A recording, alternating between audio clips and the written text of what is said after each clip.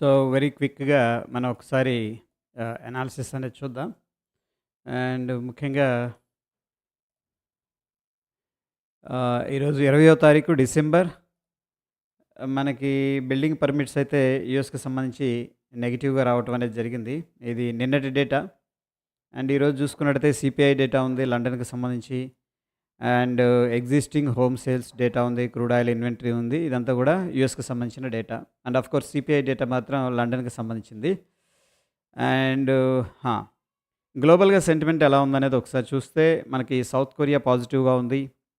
And Asia market Japan పాజిటివ్‌గా ఉంది. Russia పాజిటివ్‌గా ఉంది. లండన్ పాజిటివ్‌గా ఉంది. ఫ్రాన్స్ పాజిటివ్‌గా ఉంది. అండ్ ఆఫ్‌కోర్స్ జర్మనీ కూడా పాజిటివ్‌గా ఉంది. యూరోప్ పాజిటివ్‌గా ఉంది.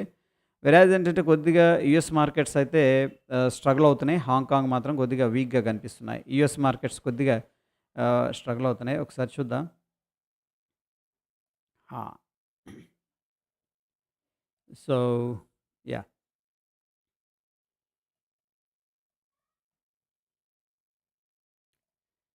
విక్స్ అయితే కూల్ ఆఫ్ అయింది ప్రస్తుతం. And Dow Jones yeah! ఇదైతే స్ట్రాంగ్‌గా ఉంది.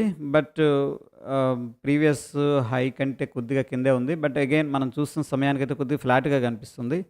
అండ్ డాలర్ ఇండెక్స్ మనం చూస్తే స్టిల్ కొంత వీక్‌గా ఉంది. బట్ ప్రీవియస్ లో అయితే బ్రేక్ చేయలేదు. This is very important parameter. ఒక బౌన్స్ అయింది. మళ్ళీ అక్కడి నుంచి కూడా సెల్లింగ్ జరుగుతుంది. ఇది ఒక రకంగా కాంట్రాక్షన్ ఫేజ్ అనేది కనిపిస్తుంది డాలర్ ఇండెక్స్‌లో. అండ్ ప్రస్తుతం మనం చూస్తున్న సమయానికి పాజిటివ్‌గా అయితే కనిపిస్తుంది. And yeah!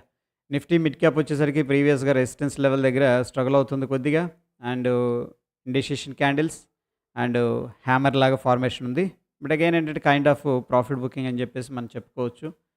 నెక్స్ట్ మనకున్న సపోర్ట్ వచ్చేసరికి 10,158 అండ్ ఇది నిఫ్టీ మిడ్ క్యాప్ రైట్. దాని తర్వాత నిఫ్టీ ఫైనాన్స్ అనేది మనం చూసుకున్నట్టయితే ప్రీవియస్‌గా ఏదైతే హై ఉందో హై అనేది రెసిస్టెన్స్, ప్రీవియస్ లో అనేది ఈ క్యాండిల్ లో అనేది సపోర్ట్ లాగా ఉంది. అండ్ ప్రస్తుతానికైతే మనకి బ్యాక్ టు బ్యాక్ సెల్లింగ్ జరుగుతుంది కానీ అంత అగ్రెసివ్ సెల్లింగ్ అయితే కనిపించట్లేదు. సెన్సెక్స్‌లో మనకి 786 రిట్రేస్మెంట్ దగ్గర ప్రాఫిట్ అనేది తీసుకుంటున్నారు. అండ్ బ్యాంక్ నిఫ్టీలో ఈరోజు ఎక్స్‌పైరీ ఉంది. యాహ్! ఒకసారి చూద్దాం ఇక్కడ.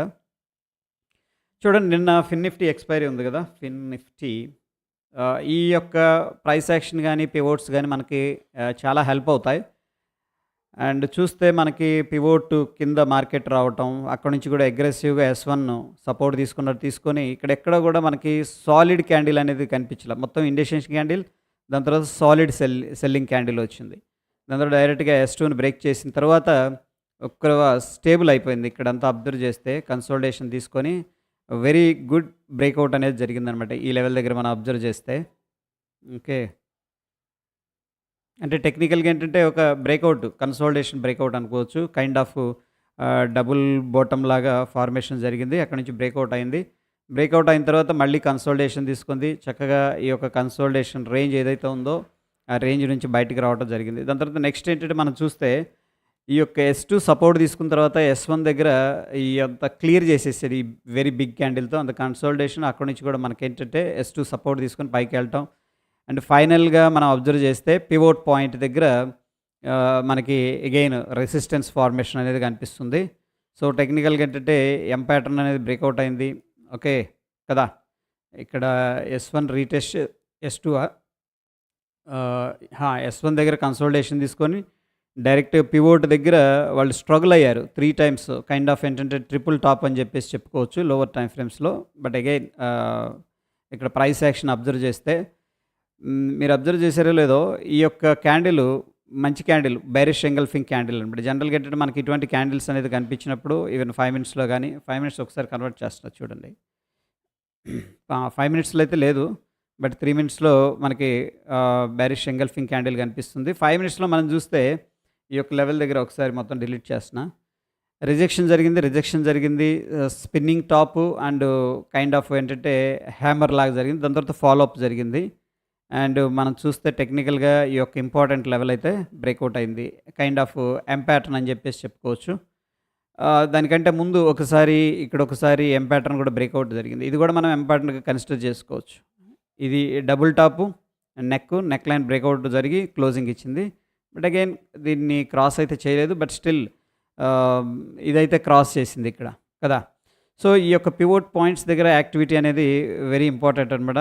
21,450 21,500 కాల్స్ని అయితే నిన్న జీరో చేశారు. బట్ సేమ్ బ్యాంక్ నిఫ్టీలో మనం అబ్జర్వ్ చేస్తే ప్రైస్ యాక్షన్ ప్యూర్గా ఓకే చూడండి ఇక్కడ ఈ యొక్క ఏదైతే లెవెల్ ఉందో దాన్ని రెస్పెక్ట్ చేయలేదు, అంటే ఇక్కడ దాకా రాలేదు. దిస్ ఈజ్ ద లెవెల్ కదా. బట్ అబ్జర్వ్ చేయండి, ఇది రౌండ్ నెంబర్ అనమాట. అందుకే round numbers are very important.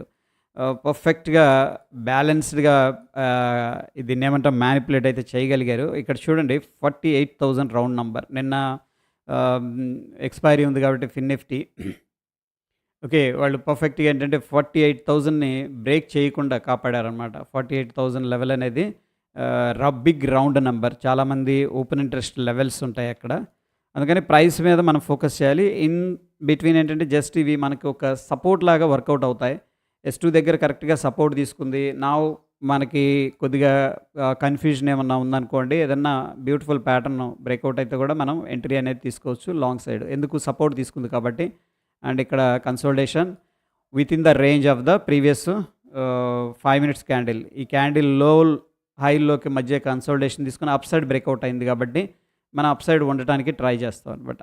Okay again ఇక్కడ రౌండ్ నెంబర్ ప్లే చేసింది క్రూషియల్ రోల్. బట్ ప్రీవియస్గా ఫిన్ నిఫ్టీలో కరెక్ట్గా మ్యాచ్ అయింది R1, బట్ ఇక్కడ మ్యాచ్ అవ్వలేదు.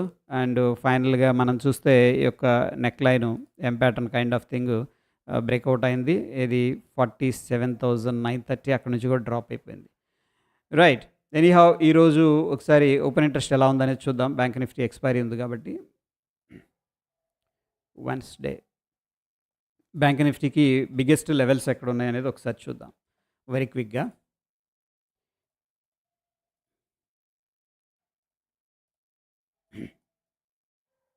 కరెంట్ వీక్ అయితే మనకి 48,000 వెరీ క్రూషియల్ లెవెల్ లాగా కనిపిస్తుంది.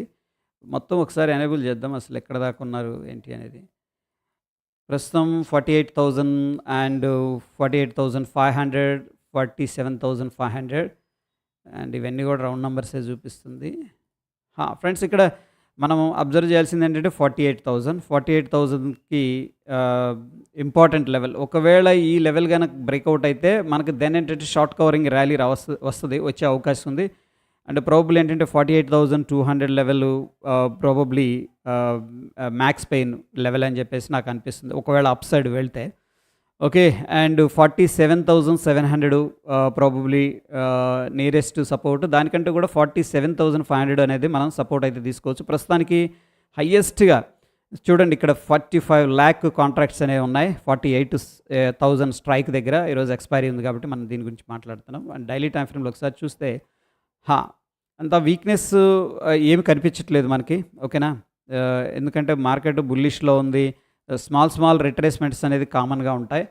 అండ్ ఒకసారి మనం దీన్ని చూద్దాం, ఏది మన నిఫ్టీ చూద్దాం. నిఫ్టీ అయితే కొద్దిగా ప్రాఫిట్ బుకింగ్ చేసుకున్నారు. ఇక్కడ కూడా వీక్నెస్ అగ్రెసివ్గా ఏం లేదు ఫ్రెండ్స్. ఓకేనా మార్కెట్ అప్ ట్రెండ్లోనే ఉంది. అండ్ గిఫ్ట్ నిఫ్టీ మనకేం చెప్తుంది అంటే గ్యాప్ అప్ అనేది చెప్తూ ఉంది. ప్రస్తుతం మనం చూస్తే 21,614 దగ్గర గిఫ్ట్ నిఫ్టీ ఉంది. అండ్ పాజిటివ్గా అయితే 86 పాయింట్లు పాజిటివ్గా ట్రేడ్ అవుతుంది. వెరాజ్ నిఫ్టీ వచ్చేసరికి మన నిఫ్టీ 21,450 రఫ్గా 450 అండ్ దగ్గర 150-160 పాయింట్స్ పాజిటివ్గా అయితే కనిపిస్తుంది. Based on the gift Nifty ఏంటంటే మనం flat to bullish gap up opening అనేది ఎక్స్పెక్ట్ అయితే చేసుకోవచ్చు. ఓకే ఇన్ దట్ కేస్ మనం ఈ యొక్క బ్యాంక్ నిఫ్టీలో అరౌండ్ ఏంటంటే 48,500 లెవెల్ అనేది మనం వాచ్ చేసుకోవచ్చు. దట్ ఈస్ దేర్ అనమాట. ఓకే 48,500 ఆస్పాస్ ఏంటంటే ఎందుకంటే బుల్లిష్గా ఉన్నాం కాబట్టి ఒకవేళ మార్కెట్ అప్ సైడ్ వెళ్ళగలిగితే 48,500 కాలు 10 to become 0. Okay so probability ఉంది రైట్ యా. అండ్ ఓవరాల్గా టెక్నికల్ సమరీ చూస్తే బ్యాంక్ నిఫ్టీ స్ట్రాంగ్ బై అనేది సజెస్ట్ చేస్తుంది. అండ్ నిఫ్టీ కూడా స్ట్రాంగ్ బై అనేది సజెస్ట్ చేస్తుంది. ఓకే వెరీ క్విక్ నోట్, యాక్చువల్గా ప్రీవియస్గా వర్షన్ చేసాం, అది అందరికి వెళ్ళలేదని చెప్పేసి అంటే మళ్ళీ అగైన్ తీసుకోవడం జరిగింది. Thank you guys. మళ్ళీ ఈవినింగ్ ప్రాబబ్లీ లైవ్ పెట్టుకుందాం. That's it. Thank you.